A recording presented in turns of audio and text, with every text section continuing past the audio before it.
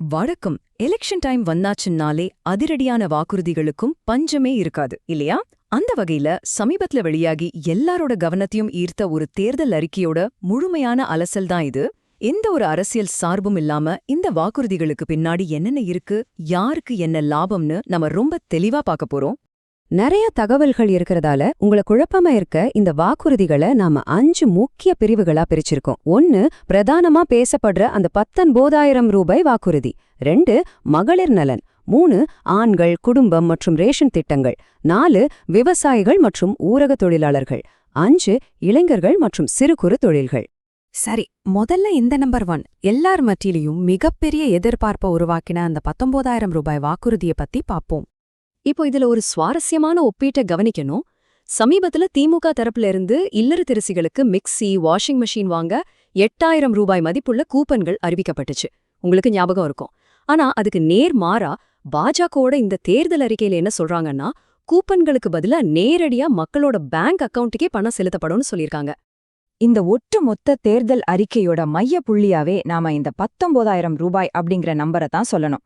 ஆனா ஒரு கேள்வி வரும், இந்த தொகை அப்படியே ஒரே தவணையில எல்லாருக்கும் வந்துடுமா? இதுக்கு பின்னாடி இருக்கிற அந்த கணக்கீடு என்ன? விஷயம் என்னன்னா, இந்த 19,000 ரூபாய்ங்கிறது 2 படிநிலைகளா பிரிக்கப்பட்டிருக்கு. முதல் படியா ஒவ்வொரு குடும்பத்துக்கும் 10,000 ரூபாய் நேரடி நிதியுதவி.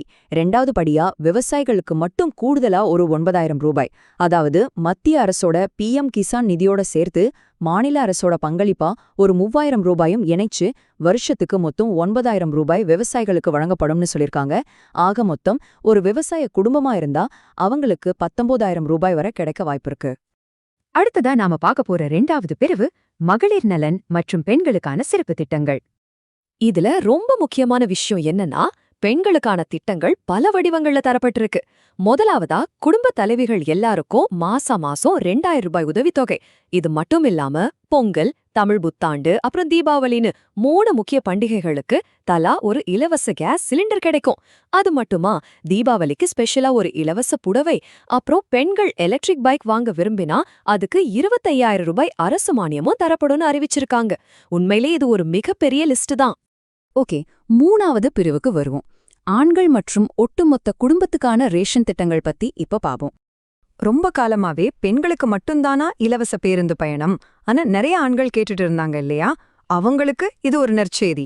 மகளிருக்கு இருக்கிற மாதிரியே இனி ஆண்களுக்கும் அரசு பேருந்துகள்ல இலவச பயணம் அனுமதிக்கப்படும். ஆனா ஒரு அதிரடி வாக்குறுதி இதுல இடம்பெற்றிருக்கு.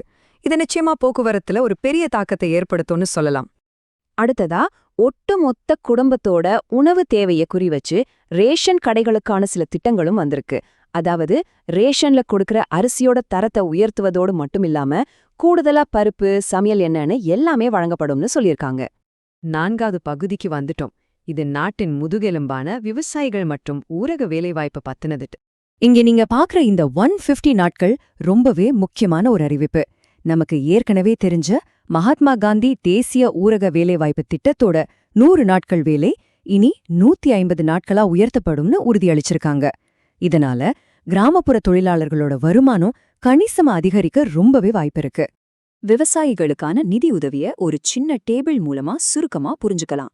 சாதாரண குடும்பங்களுக்கு 10,000 ரூபாய் நேரடி நிதியுதவி கிடைக்கும்போது, விவசாயிகளுக்கு PM கிசான் மற்றும் மாநில அரசோட பங்களிப்பும் சேர்த்து 9,000 ரூபாய் தனியா கிடைக்கும். யாருக்கு எவ்வளவு பலன் போய் சேரும்னு புரிஞ்சுக்க இந்த வேறுபாடு நமக்கு ரொம்பவே உதவும். இறுதியா 5வது பகுதி, இது இளைஞர்கள் மற்றும் சிறு குறு தொழில்களுக்கான திட்டங்கள் பத்தினது.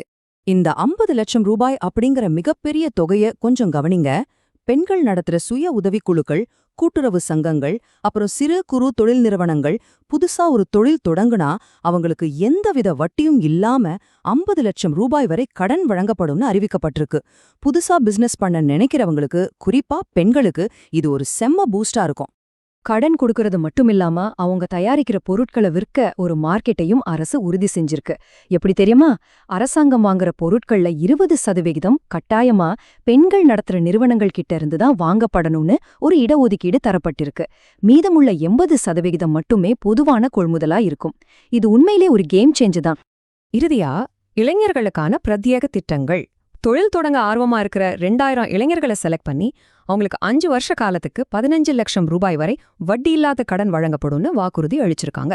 இது போக புதுசா பிசினஸ் ஆரம்பிக்கிறவங்களுக்கு ஜிஎஸ்டி சம்பந்தமான பல சலுகைகளும் மானியங்களும் தரப்படும்னு சொல்லப்பட்டிருக்கு. சரி, இப்போ நாம 2 வெவ்வேறு அரசியல் தரப்புகளோட வாக்குறுதிகளையும் ரொம்ப தெளிவா பார்த்துட்டோம். ஒரு பக்கம் பொருட்களுக்கான கூப்பன்கள், இன்னொரு பக்கம் நேரடி பண பரிமாற்றம், அப்புறம் பலவிதமான இலவசங்கள், மானியங்கள்னு பட்டியல் நீளுது. இப்போ உங்களுக்கான கேள்வி. இந்த பிரம்மாண்டமான பொருளாதார வாக்குறுதிகள் வர எலெக்ஷன்ல வாக்காளர்களோட மனநிலையில இந்த மாதிரியான தாக்கத்தை ஏற்படுத்தும். இது நிஜமா செயல்படும்போது நம்ம சமுதாயத்துல என்னென்ன மாற்றங்கள் வரும்? கொஞ்சம் யோசிச்சு பாருங்க. மீண்டும் இதே மாதிரி இன்னொரு சுவாரஸ்யமான அலசல்ல நம்ம சந்திக்கலாம். நன்றி.